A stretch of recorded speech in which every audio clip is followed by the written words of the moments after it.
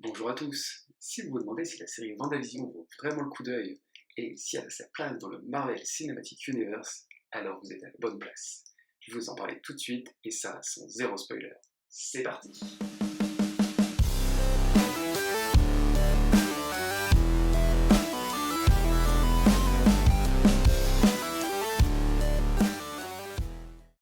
Tout d'abord, pour commencer, je voudrais vous faire un tout petit mot sur le Marvel Cinematic Universe, donc le MCU pour les intimes.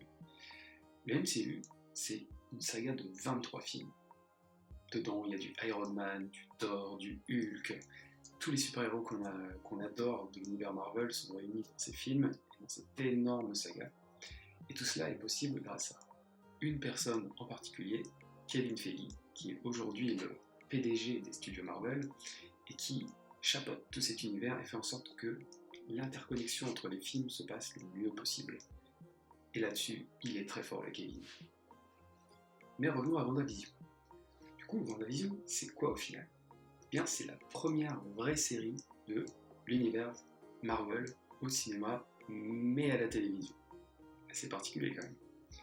Alors vous allez me dire, il y a eu d'autres séries Marvel avant, il y a eu Agent of Shield, il y a eu Daredevil, le Punisher, Jessica Jones, Luke Cage, Iron Fist, toutes ces séries qu'on a vues notamment sur Netflix ou sur ABC Studios, c'est pas vraiment les vraies séries du MCU. Alors pourquoi ? Tout simplement pour la simple et bonne raison qu'il y a très peu d'interconnexion avec les films. C'est toujours des petits clins d'œil, des petits easter eggs vraiment bien cachés, mais au final pas vraiment de connexion avec les films et pas vraiment d'impact sur le déroulement qui se passe dans la saga et dans le Marvel Cinematic Universe. WandaVision, c'est différent. C'est vraiment la première fois qu'on retrouve des super-héros des films dans une série, et pour le coup, c'est plutôt réussi. Je vous dis tout de suite pourquoi. Alors si vous attaquez WandaVision sans n'avoir jamais vu un seul film du Marvel Cinematic Universe, ça risque d'être un petit peu compliqué à suivre. La série est basée sur l'impact émotionnel qu'on a avec Wanda Maximoff et Vision, et du coup si vous ne connaissez pas ces personnages, l'impact va être assez léger je pense. Ça sera un petit peu dommage. Donc ce que je vous conseille, c'est d'attaquer dès maintenant les 23 films du MCU, et ensuite vous pourrez regarder WandaVision. Si vous le commencez là, comme ça, tout de suite, sans avoir vu les films, il y a une petite possibilité, c'est de regarder les espèces de courts-métrages que nous ont fait Disney sur Disney+, qui s'appellent Legends, qui sont au final des très courts résumés des histoires des deux personnages, mais finalement c'est des petits bouts de films collés à la suite, où ça donne un peu de contexte au personnage, mais vous allez quand même perdre beaucoup d'impact par rapport à l'attachement émotionnel qu'on peut avoir avec ces personnages. Juste en regardant Legends, vous n'allez pas ressentir grand chose au final, et c'est un petit peu dommage de passer à côté de ça. Voilà, c'était juste la petite aparté. Ce qui m'a marqué quand j'ai commencé WandaVision, c'est avant tout la qualité visuelle de cette série. C'est assez impressionnant quand même. Là, on est 10 crans au-dessus de ce qu'on peut voir sur des séries classiques. Il y a quand même un sacré budget. Alors, ne vous basez pas sur uniquement les premiers épisodes. Les 2 premiers épisodes, voilà, c'est du noir et blanc, c'est un format 4/3. On se dit, mais qu'est-ce qui se passe ? Qu'est-ce que c'est que ça ? Je ne comprends pas. Accrochez-vous, la suite vaut vraiment le coup. Je sais que pour en avoir discuté avec des amis, ils se sont arrêtés aux 2 premiers épisodes en se disant, c'est nul en fait, c'est quoi ce truc des années 50 ? Il y a une logique derrière, il y a tout un intérêt, et au final ces 2 premiers épisodes sont quand même assez intéressants dans la manière de réaliser. Et petit détail intéressant, ils ont été réalisés à l'ancienne, c'est-à-dire avec un vrai public qui réagit aux blagues, et avec les qualités de montage de l'époque. Donc, tout est fait avec des petits fils pour les effets visuels, et je trouve ça vraiment très stylé. L'autre point intéressant de cette série, c'est que est-ce que c'est vraiment une série ? Je me suis posé la question après avoir vu tous les épisodes en me disant, en fait c'est peut-être un film de 4 heures mais qu'on aurait découpé en série. Enfin, on ne peut pas non plus s'arrêter en disant uniquement ça, parce que Marvel joue avec ce format épisodique pour jouer justement avec le public et avec le fait que on doit attendre une semaine pour avoir la suite. Ça crée forcément des théories chez les fans, ça donne envie de savoir et qu'est-ce qui se passe vraiment dans cette série, d'en discuter, et ça a été très malin de ne pas tout balancer d'un coup. Ça a permis justement aux fans de se creuser les méninges en essayant de comprendre qu'est-ce qui se passe vraiment dans cette série, et il y a eu des théories qui étaient vraiment très très cool. Le truc dommage par rapport à ça, c'est que il y avait des théories qui étaient limite plus cool que ce qui se passe dans la série, donc peut-être un sentiment un peu de déception sur la fin pour certaines personnes qui avaient des théories assez folles, qui auraient pu être vraiment sympas.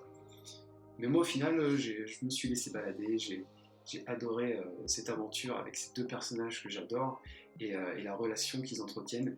Et là-dessus, bien joué Disney, bien joué Marvel, parce que vous m'avez transporté. Je vous parlais du format épisodique. Sur ce format-là, ce qui est très cool, c'est que au final, ça a créé de l'attente. Et là, vous allez me dire, aujourd'hui, tous les épisodes sont disponibles, donc je peux binge-watch et puis c'est fini. Voilà, j'ai tout regardé et finalement, j'ai pas eu cette attente à chaque épisode. Pour l'avoir regardé, justement, en attendant à chaque fois une semaine la suite, ça a créé une énorme frustration, et je peux vous dire que le petit écran stand-by, il y a encore certains fans de Marvel qui doivent en faire des cauchemars, parce que c'était vraiment très très dur de se dire j'attends la suite. Mais revenons au binge-watch. Finalement, on peut regarder les épisodes complètement à la suite sans être frustré, donc ça c'est plutôt cool, petit aspect positif. Mais au final, on n'a pas à attendre, donc on ne se crée pas des théories ou ce genre de choses, et la déception que certains fans ont pu avoir en ayant justement des théories assez folles, si vous le regardez aujourd'hui, vous n'aurez pas forcément de théorie sur ce qui se passe, ou alors si vous voulez regarder à la suite, vous direz ça peut être ça, mais sans aller beaucoup plus loin, sans lire les théories sur internet. Du coup, je pense que la fin vous plaira beaucoup plus que des personnes qui ont pu justement s'imaginer des choses un petit peu folles et qui ont été au final déçues par la fin de cette série. Moi au final j'ai plutôt aimé. Un des points qui me marque dans la série, c'est finalement les thèmes abordés.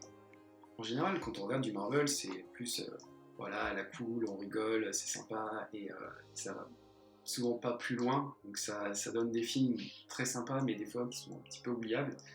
Là, au final, la série s'attaque à des thèmes qui n'ont pas forcément attaqué par le passé, notamment le thème du deuil, qui est un thème pas simple à adapter au cinéma ou dans une série, mais qui est plutôt bien traité et sur lequel je ne m'attendais pas à être pris aux tripes comme j'ai pu l'être en regardant cette série. Assez bien joué de leur part. Du coup, dans WandaVision, ce qui est bien aussi, c'est qu'on n'a pas forcément les blagues Marvel qu'on a tout le temps. Le thème est quand même assez sérieux pour ne pas faire des blagues dessus, c'est quand même hyper important.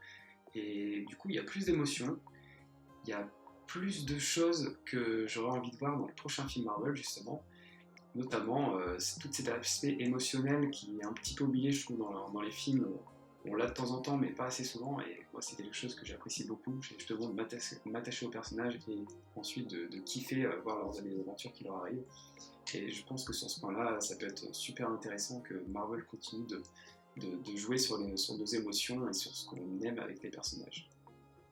Si le futur du MCU, c'est d'avoir justement ces émotions dont je vous parle et des personnages auxquels on s'attache plus et où on découvre des tranches de vie qu'on n'aurait pas forcément vues dans les films, parce que à cause du format, là le fait de s'attacher aux personnages et de plus les développer dans des séries, je trouve ça vraiment très cool. Et autre point, ça ouvre des perspectives assez intéressantes sans rentrer dans les détails et sans nous spoiler sur ce qui se passe dans l'univers de Marvel justement. Et c'est après Endgames devient intéressant parce que du coup il nourrit plein de théories et ça peut être vraiment très cool ce qui va arriver ensuite.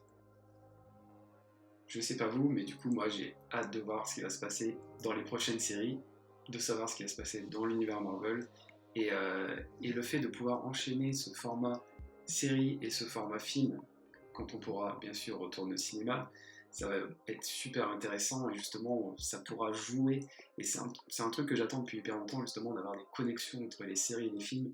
Là on les a enfin grâce à ce format fourni par Disney, et je trouve ça vraiment très sympa. Et du coup, je sais pas vous, mais moi j'ai hyper hâte de voir la suite de ce qui nous attend. Et si vous voulez continuer de me suivre et de voir ce que je pourrais vous raconter sur les prochaines séries Marvel, n'hésitez pas à vous abonner et à mettre des petits commentaires pour que je puisse échanger avec vous. Ça sera avec très grand plaisir. Il me reste à vous dire à très bientôt sur la prochaine vidéo. Salut tout le monde!